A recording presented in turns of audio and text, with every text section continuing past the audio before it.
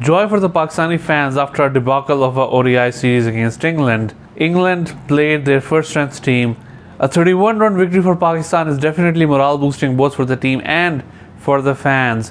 And one must praise the all-out team performance by Pakistan after a long time. To begin with, Pakistani openers were outstanding.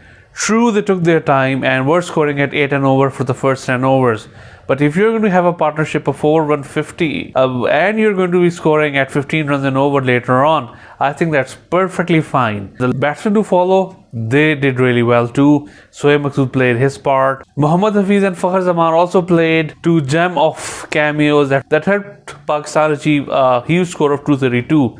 Now the ground had smaller boundaries on the squares, which was a concern, and we actually saw during England's innings that a couple of catches just went over the ropes despite of being complete mishits. England made a huge mistake of losing early wickets. Yes, they have this we'll go all out attitude and it helps, but once you're chasing 232 and you lose your first 4 wickets within the first 8 overs, you're always going to struggle.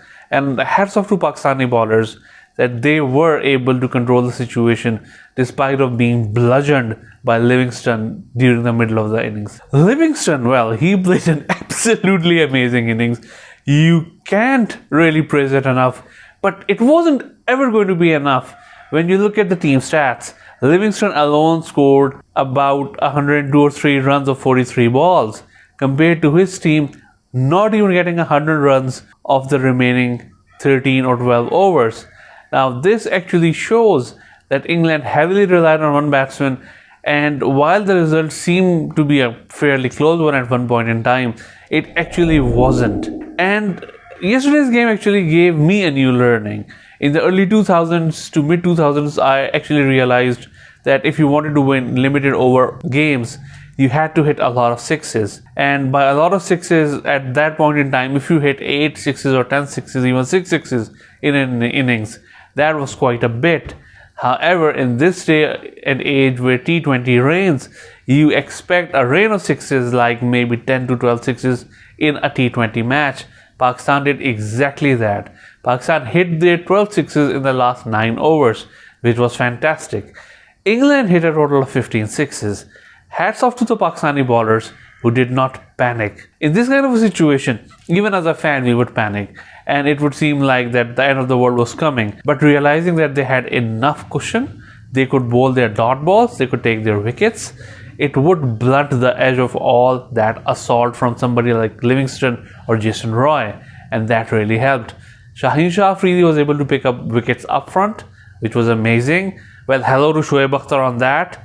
And then we had Haris Rauf, who bowled decently. He took a brilliant catch. Hasnan was absolutely amazing. He just took 1 wicket, but he really stopped the flow of runs.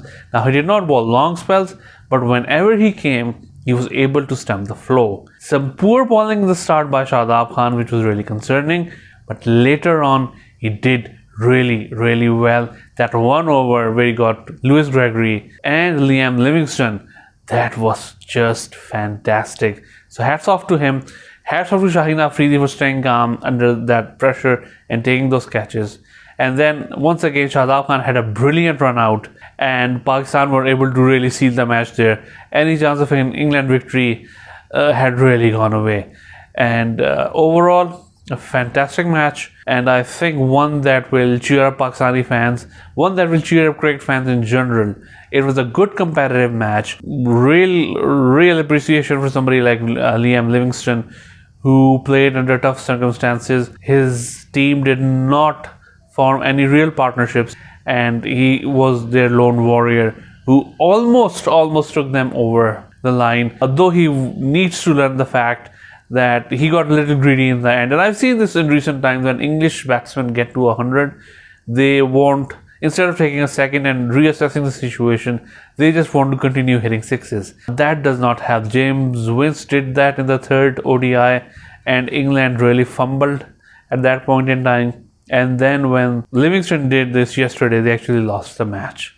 So a good tip for the youngsters, that if your team is in a good condition, you feel like hitting sixes but you can't do without it, maybe it's best to show some restraint.